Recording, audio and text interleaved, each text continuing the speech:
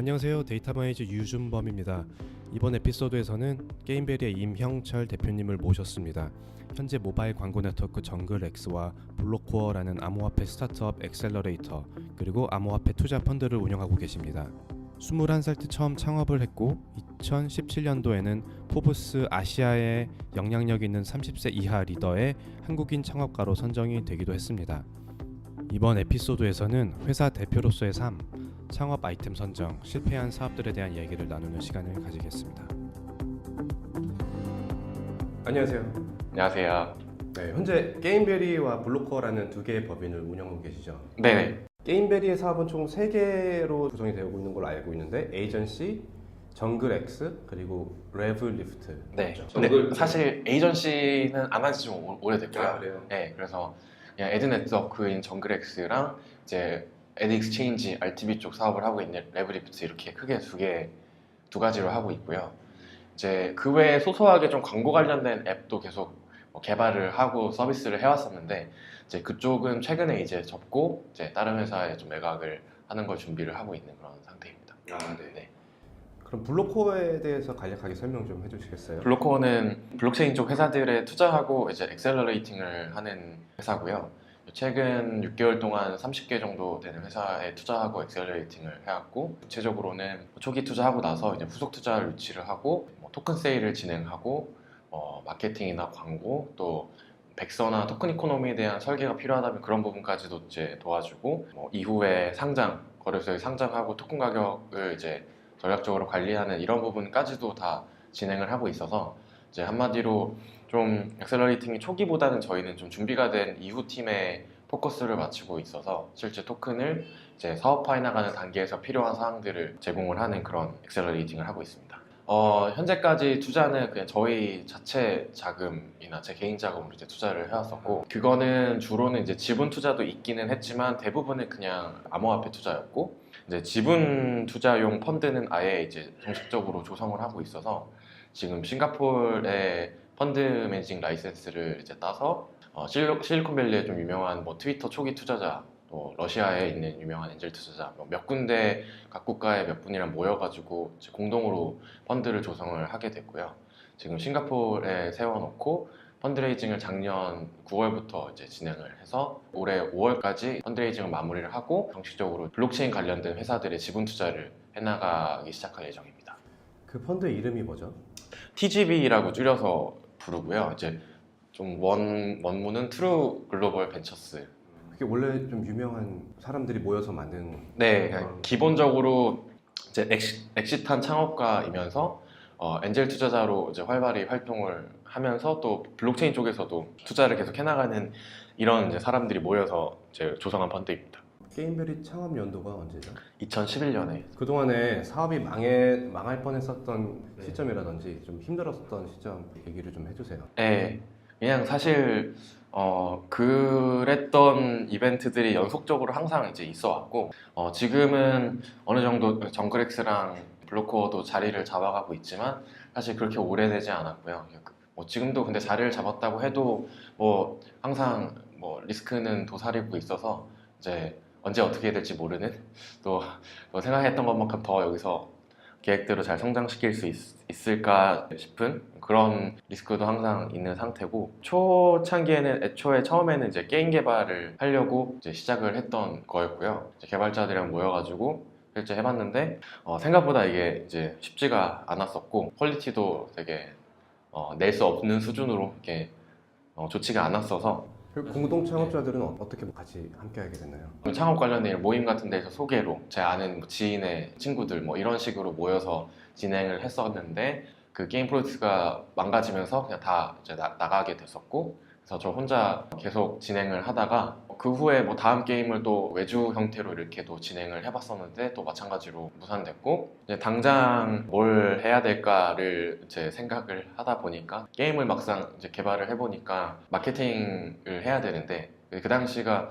2011년이 이제 모바일 게임들이 막 나오기 시작하는 그랬던 이제 시기여서 마케팅에 대한 니즈가 확실히 있더라고요. 그렇게 마케팅을 할 수 있는 걸 좀 소소하게 시작하다 보니까 처음에는 무료로 마케팅을 해주겠다 해서 이제 그런 포트폴리오를 만들고 레퍼런스를 쌓고, 근데 운 좋게 그 중에 미국 앱스토어 뭐 전체 2등하고 전체 5등하고 이렇게 됐던 앱들이 생겨서 이제 그런 게 또 레퍼런스가 돼서 좀 더 큰 회사에 진짜 정식으로 돈을 받고 이제 일을 할 수 있게 됐었고, 그래서 그렇게 프로젝트를 따기 시작하면서 아예 그냥 우리 방향성을 모바일 쪽 마케팅 회사 방향으로 잡자라고 하면서 정식으로 이제 그런 마케팅 에이전시 사업을 시작을 2012년도부터 이제 했었고요. 에이전시를 해보자 하고 나서 공짜로 뭐 네. 서비스도 해주고 그리고 네. 실제로 매출이 발생되기까지는 몇 개월이 걸렸어요? 6, 7개월 정도 그렇게 뭐 거의 돈을 안 받고 이렇게 일을 진행하면서 레퍼런스를 만들다가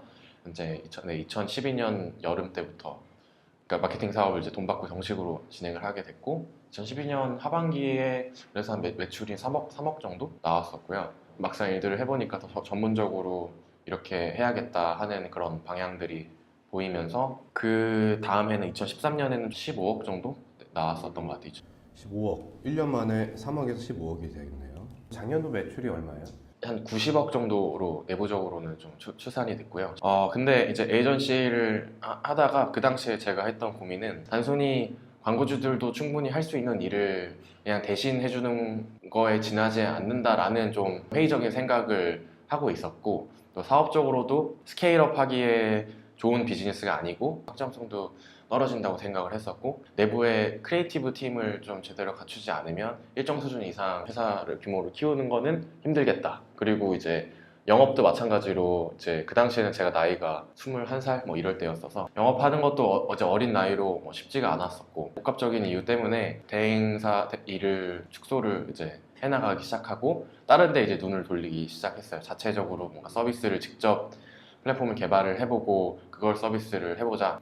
그 다음에는 2014년에는 좀 본격적으로 뭐 광고 관련 앱도 하나 이제 기획해서 개발해보고, 이것도 마찬가지로 출시는 못하게 됐었고요. 게임 개발을 못다 했던 것들을 이제 게임 퍼블리싱으로 좀 해보고 싶어서 브라질에 있는 게임 하나를 저희가 수입해와서 퍼블리싱해서 출시를 했고, 한 50만 명 정도 유저를 확보를 했었는데 결과적으로 좀 잘 안 되고 이것도 손해를 보고 좀 망했고, 그런 식으로 한 잡다하게 계속 이제 뭐 새로운 서비스 만들어서 서비스 해보고 하는 것들을 거의 한 10개 정도 계속 만들고 망하고 이런 것들의 반복이었던 것 같아요. 한 가지 좀 든 생각은 이렇게 되니까 회사 차원에서의 역량이 좀 계속 쌓이는 느낌이 아니어서 신사업을 하더라도 이거에 관련된 거를 우리가 잘 알고 잘 할 수 있는 분야에만 집중해서 그 새로운 서비스를 만들어 보자 라고 이제 방향성이 잡혀서 그리고 나서 만든 게 정글이라는 플랫폼을 만들었고요.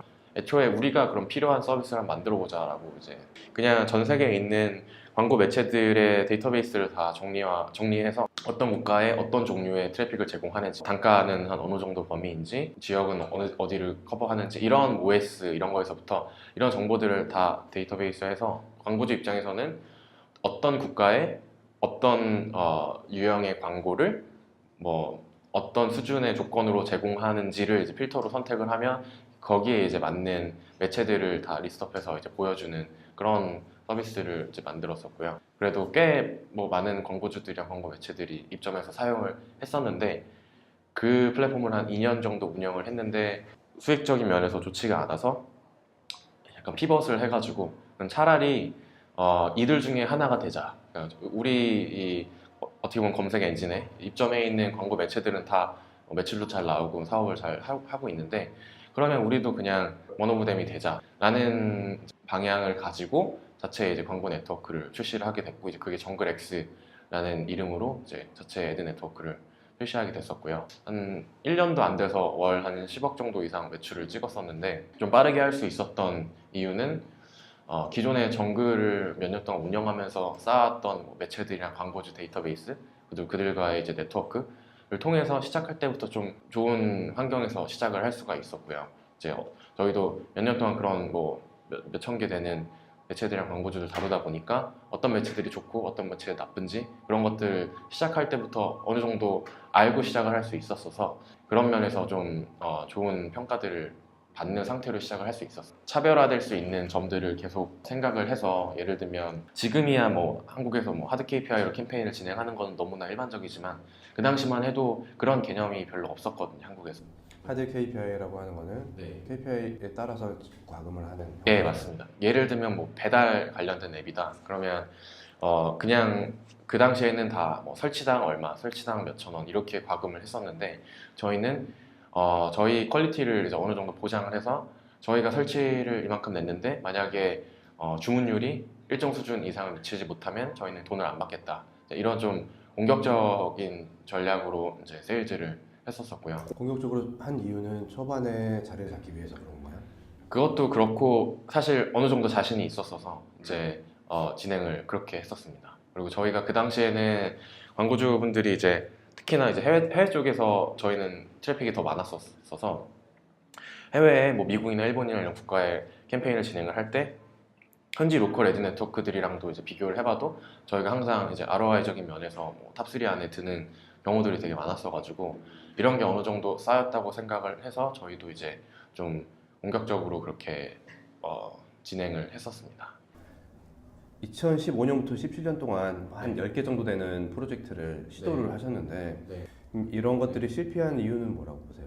고객 관점에서 생각을 안 했다고 생각을 하고요. 그러니까 일단은 당시에 뭔가 항상 새로운 걸 좀 해보고 싶었고 뭔가 이게 필요할 것 같은데 라는 생각으로 좀 새로운 걸 해보고 싶었었는데 그게 출시를 하면 저희가 서비스를 내면 항상 이게 없는 이런 서비스도 있네 라는 그런 반응은 해주지만 이게 그렇게까지 필요하지는 않는 경우들이 대부분이었었어요. 그리고 시장 자체도 형성이 되어 있지 않은 시장의 사업을 했었고 정글같이 이렇게 광고 매체들을 검색하게 해준다 라는 서비스도 저희 말고도 경쟁 서비스들이 한 대여섯 개 정도 해외에 있었어요. 근데 사실 그게 시장 자체가 크지가 않았었고 그들도 다 이제 뚜렷한 수익 모델이 없었고 돈을 그렇게 벌지 못하고 있는 그런 이제 서비스들이었어서 그 안에서 저희는 이제 아무리 차별화되려고 노력하고 열심히 하고 진짜 그렇게 준비를 많이 했는데도 이제 시장 자체가 사실 작다 보니까 할 수 있는 게 한계가 있더라고요.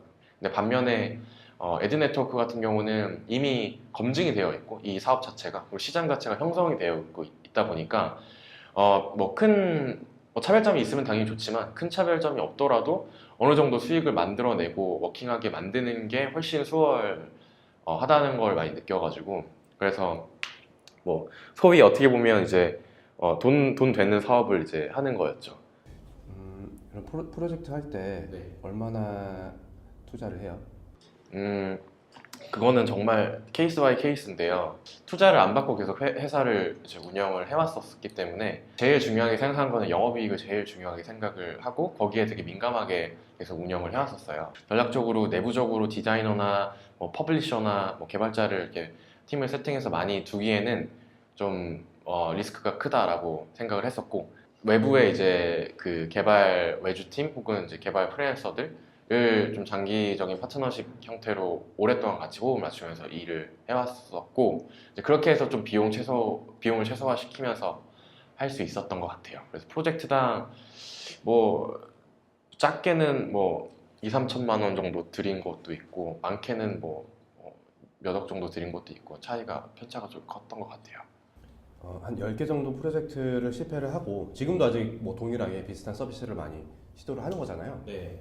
그때랑 지금이랑 어떻게 관점이 바뀌었어요? 그 당시에는 뭐 좀 안일하게 어쨌든 뭐 재밌는 서비스 좀 더 색다른 차별성 있는 서비스를 내놓으면 사람들이 쓰겠고 사람들이 쓰면 이제 돈을 벌겠지 그런 좀 안일한 생각으로 했었는데 지금은 제일 중요하게 생각하는 게 이제 수익적인 관점을 제일 중요하게 생각을 해서 이게 워킹할 수 있는 구조가 나올까를 제일 중요하게 생각을 하고 지금 하고 있는 건 또 몇 개나 있어요?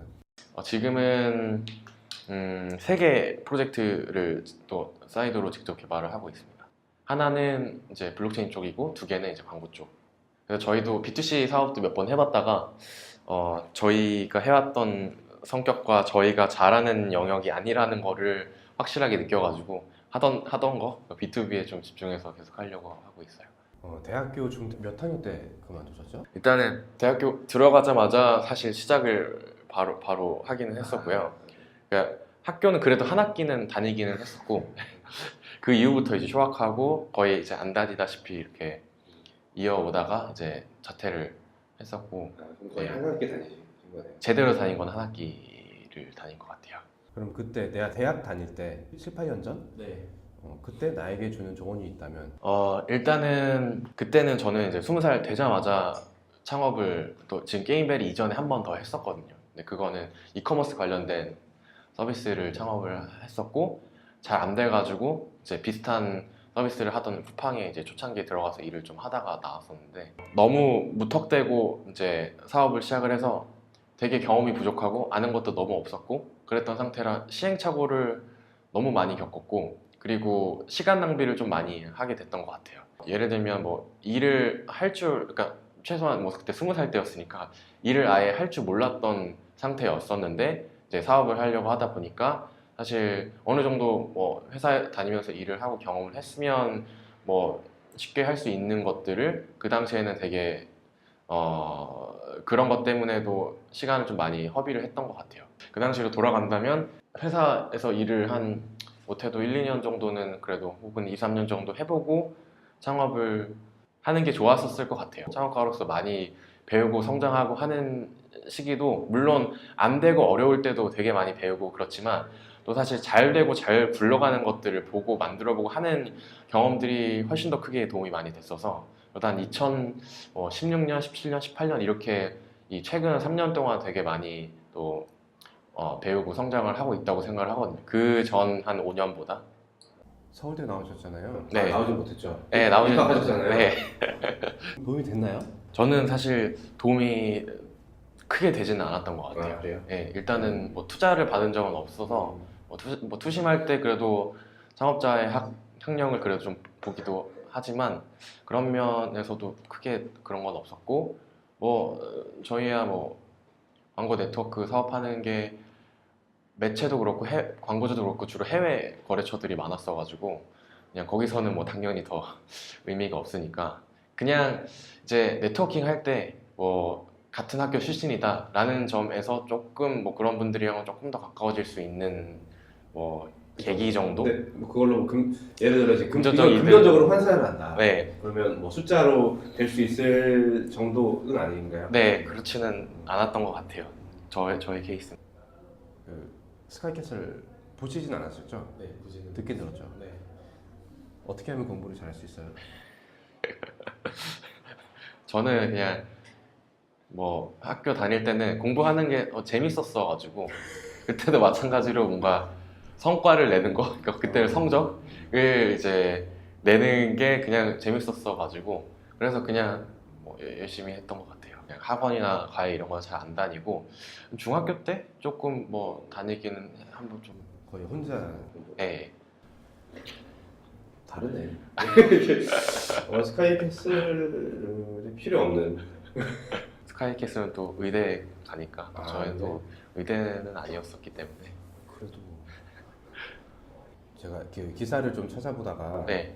어떤 인터뷰에서 이런 말을 하셨더라고요. 사업이 인간관계에 대한 본질을 알게 되었고 인생의 의미에 대해 생각해보게 되었다라고 했는데 네. 그게 무슨 말이에요? 사업하는 선배님들 그런 얘기들을 많이 하시더라고요. 그러니까 사람이 한 뭐 70년, 80년 살면서 겪을 희노애락을 사업을 하게 되면 되게 압축적으로 경험들을 많이 하게 돼서 예를 들면 뭐 사람이 살면서 뭐 소송을 할 일들이 뭐 또 사실 뭐 몇 번이나 되면 심각하게 뭐 금전적으로 안 좋은 일이 생기거나 뭐 어떤 인간관계에서도 뭐 그럴 만한 일들이 물론 있지만 어쨌든 사업할 때는 그게 되게 집약적으로 일어나게 돼서 밑바닥 경험도 많이 해보고 또 인간관계에 대해서도 보통은 뭐 이 서로의 이해관계가 얽힐 일들이 많지가 않잖아요. 그러니까 뭐 친구 사이의 관계에서 이해관계가 얽힐 일들이 많지 않은 건데 사업을 하다 보면 모든 인간관계가 이제 이해관계로 얽히는 경우들이 많아서 사실 이 사람이 뭐 일적인 것 이외에 만났으면 뭐 이럴 면을 볼 일이 없었을 텐데 그 뭐 돈이 얽혀 있고 이러다 보니까 되게 안 봐도 될 그런 모습들을 많이 보게 되고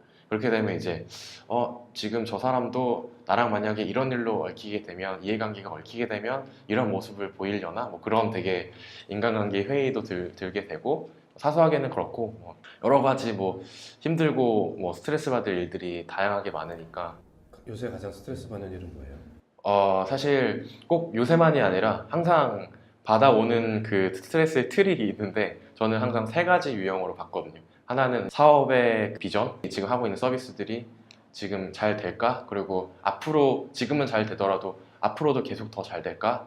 안 될까? 이거에 대한 이제 근심 걱정. 두 번째는 이제 내부 조직 관리. 인원이 저희는 지금 한 30명 정도 되는데 사실 뭐 같이 일을 하다 보면 불만도 생기고 뭐 문제가 없을 수밖에 없잖아요. 사람들끼리 일을 하면 한 분이 1년에 한 번씩만 이런 불만이 생겨도 뭐 30명이면 1년에 뭐 한 달에 몇 번씩 이런 고충들을 듣게 되니까 심적으로 뭐 힘들 때도 있고, 그리고 금전적인 부분은 사실 지금은 요새는 금전적인 부분은 괜찮은데 저희도 뭐 금전적으로 힘들 때도 있었고, 이 세 가지가 항상 순환해서 나타났었던 것 같아요. 어떤 때는 뭐 셋 중에 한두 개만 나타날 때도 있고, 어떤 때는 뭐 세 개 다 되게 문제일 때가 있고, 그럴 때는 또 훨씬 더 힘들고, 그런 거의 반복이고 앞으로도 반복일 것 같은.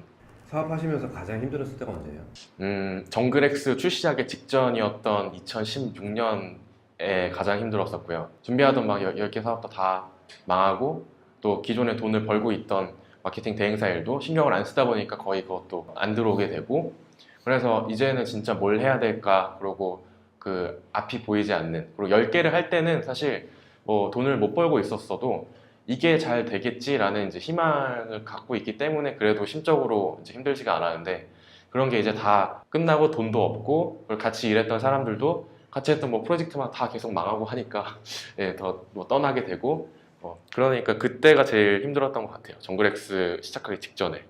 그때 금전적으로도 힘들었어요? 네, 그때가 딱 저희 회사에서 금전적으로 힘들었던 유일한 때가 그때.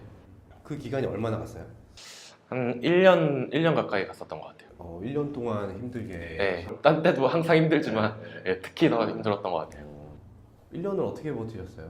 그 정신적인 스트레스는 어떻게 버티셨어요?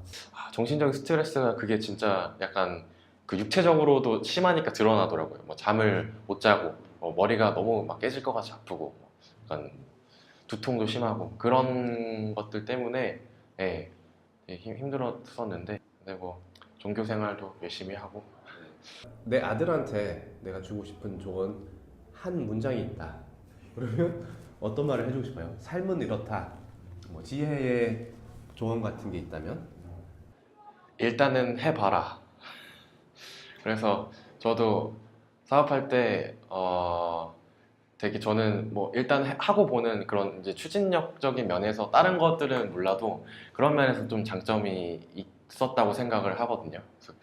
그래서 하기 전에는 사실 뭐 이런저런 계획을 짜고 생각을 하고 해봐도 그대로 안 되는 경우들이 사실 너무 많고, 저도 사업도 회사를 성장시켜 오는 것도 그거의 동기가 가장 큰 원동력이 그런 거였던 것 같아요. 일단은 추진해보고 보는, 사실 뭐 3년 동안 돈도 못 벌고 있는 상태에서 돈까지 써가면서 10개 프로젝트를 해보는 것도 사실 쉽지는 않은 거였고, 그런 것들이 쌓이고 쌓여서 인사이트가 되고 실패했던 것들 바탕으로 다음에는 이렇게 해야지, 이런 것들이 생기고, 그래서 꼭 이게 사업만이 아니더라도 그냥 일단은 하고 보는 그런 좀 추진력 있는 그런.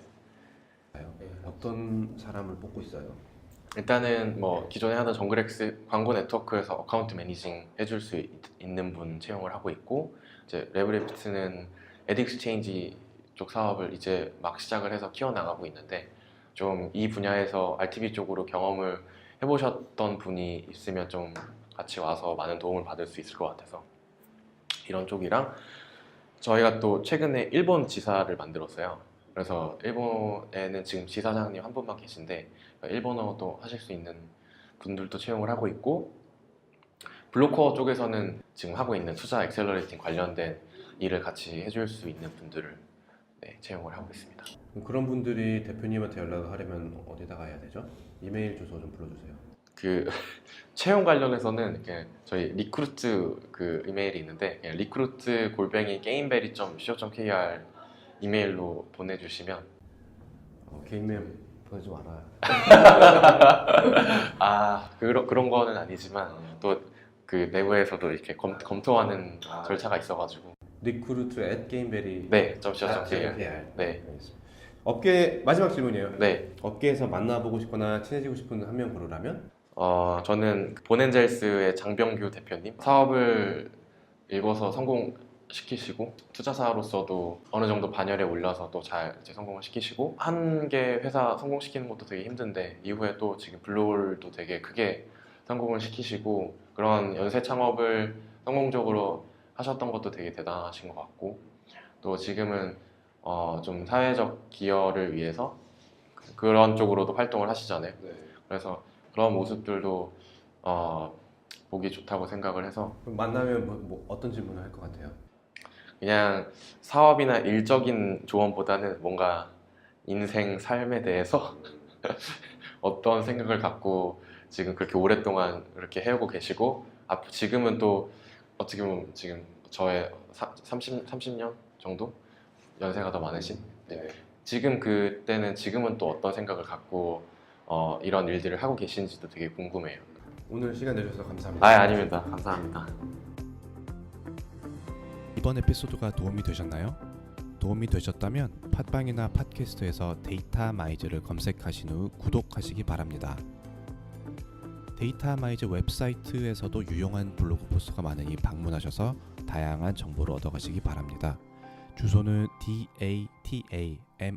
datamize.io입니다. 감사합니다.